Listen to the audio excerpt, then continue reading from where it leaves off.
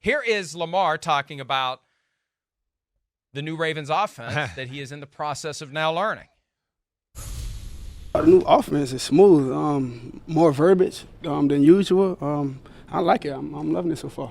You can change things when you want to. You see the defense is not looking right to you. See some guy blitzing. You might want your receiver to do something different. Coach giving you the free will to do whatever you want to. Just being able to throw the ball down the field. We sometimes we can't. Running can only take you so far, and I feel like with this new era of teams and offenses in the league, I feel like we need that. And Coach Todd Monken, what I'm seeing his offense so far is looking tremendous. Less running and more throwing, I say.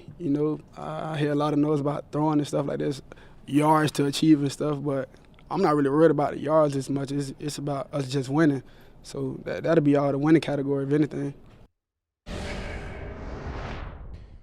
Look, they are on the brink of a dramatic change to the way they operate, and the evidence is out there. Todd Monken in, Greg Roman out. Zay Flowers in, OBJ in, Nelson Aguilar in. They've got 2 tight ends in Isaiah Likely and Mark Andrews that they really like. This is going to be fascinating to see what they can do with Lamar Jackson and those weapons, because he's never had weapons like that. And the narrative has been, incorrect as it might be, that Lamar Jackson can't throw. He can throw. Yes, they just have chosen not to. When you have this incredible running talent, it's like playing Madden and you found a play that always works. Just use that play. Right. Just use that play. Why do anything more complicated when you have a simple play that works all the time? The problem is the simple play that works all the time is eventually going to shorten the lifespan of your quarterback, or at least the career span of your quarterback. That's why you make this pivot to other ways to move the football. And so I think it's great that the Ravens are doing it, and they could unlock something special, and that's why we believe they're one of the teams that has the potential to crack this presumption that it's going to be the Bills, the Bengals, or the Chiefs coming out of the AFC this year. Yeah, exactly. I'm a believer in that. I think I was kind of a believer almost last year if Lamar was healthy, that they could have been in that. You've heard me say that a lot recently. And yeah, they built this offense because, hey, coming out of college, Lamar had a great arm and it was explosive, but what did he do best? He ran the football. So they kind of built it around that. And then they got a few years down the road there and they continued to ride it and see where they could go with it. Now they're going to make some adjustments off of it. Yeah, to make Lamar's career last longer, right? You said it right. People got to shut up with all this Lamar can't throw the ball. Lamar's got one of the best arms in the game. He's got one of the, other than Mahomes, he has more releases and sidearm throws than anybody in the game. His arm is explosive. He can really throw it. It pops out of his hands. He has touch and he has power. So people have to stop all that. But I'm excited to see how far it goes into this passing. How much are they going to pass are we talking like, hey, it's going to be 40 attempts every game? Is it going to be like that? That's where I'm intrigued by that. But I thought he made an interesting point too, where you look at the league right now and, it's hard to win the Super Bowl running the ball. I think that's a real point. That's why you hear me talk about the quarterback and being aggressive and no check downs and all that is so important. Yeah, we have yet to see a team that plays the Lamar Jackson style offense go to the Super Bowl or win the Super Bowl. We just saw one go to the Super Bowl, and we saw they were clearly the best team in football. They had an all-star team. They had an offensive line that people around football go, it's as good as I've seen in the last 10, 15, 20 years. And they couldn't win the Super Bowl. So there you go. And that's where I think, maybe the Ravens have realized, listen, it is too hard to play that way, to think we can just run the ball, control the clock, play defense, and win games that way. Throwing the ball, there's a little more room for error. And I think that's maybe where they're going. And you look at recent history here, Mike, right? The 49ers, they were a running team, couldn't win the Super Bowl. It ain't very many running teams winning the Super Bowl here over the last few years. And the bottom line is we've seen the 50-year evolution of the rules aimed at introducing more offense, more passing, more scoring into the game.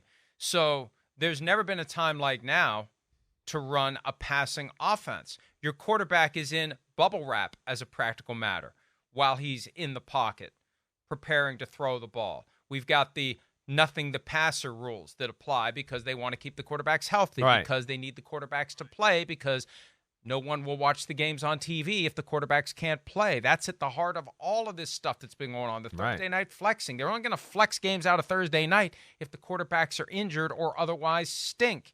That's what it's all about. It's driven by the quarterbacks. We talked about this not long ago. The whole schedule process held hostage by questions about where the great quarterbacks are going to be. Right. You reconfigure everything based on where the great quarterbacks are playing or if they're playing at all. It's all driven by that. Yeah. And it's not because quarterbacks can run. It's because quarterbacks can throw. Right. So if you want to be as successful as possible when the rules, this is the thing that I mentioned a couple of times this week, the Belichick angle. How do you exploit the rules of the game in your favor? Yeah, and they did currently, it. Right.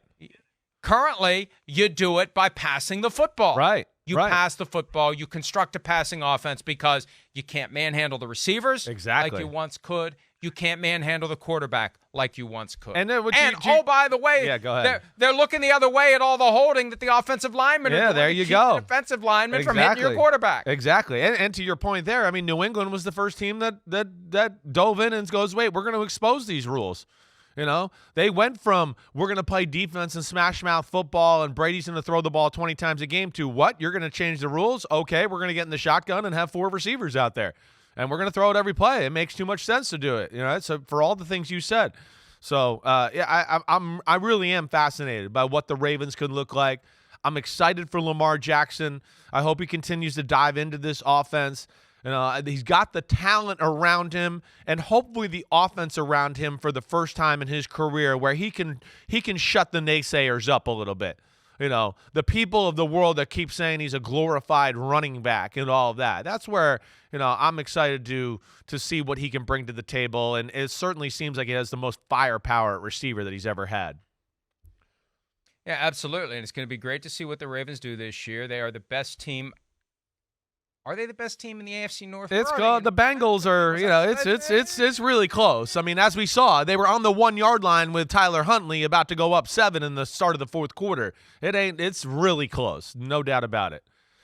Mike, can I make 2 observations? 2 observations or questions? All right. Can we go back to Lamar on the screen if you guys get a chance? The patch on his jersey. What the hell is that? Did you see that? Like with the AFC and like somebody making a muscle and all that?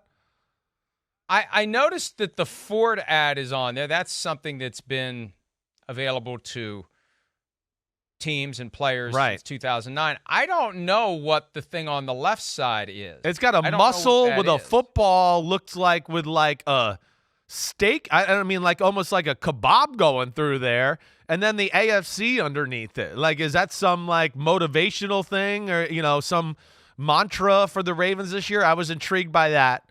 So that, and then I'll find out. Okay, cool. I'll find out. Maybe it's on every jersey. I don't know. Is it on just his? We'll find out. I would bet you it's every. We'll find out what it is. All right. And then he started to out. challenge Trevor Lawrence for the thickest neck in football at quarterback. Oh, yeah. Takeo Spikes. Takeo Spikes neck. It's impressive. Yeah. Damn, it's him and Trevor. We need to do a side-to-side to see who's got a bigger neck because they are both amazing for quarterbacks. It's becoming so glaring. It's becoming so glaring that when a quarterback has a normal neck now, something looks off. You're like, what's wrong with that? What's wrong with that pencil neck? Giant neck quarterback. Right. As Pete points out, it looks like it's only on his jersey. I'll find out. I'll find out Okay. what it is on Lamar's jersey, what it means, and why it's there. Hi, it's Mike Florio. Thanks for watching PFT on YouTube. Hit subscribe for the latest news and analysis from Pro Football Talk.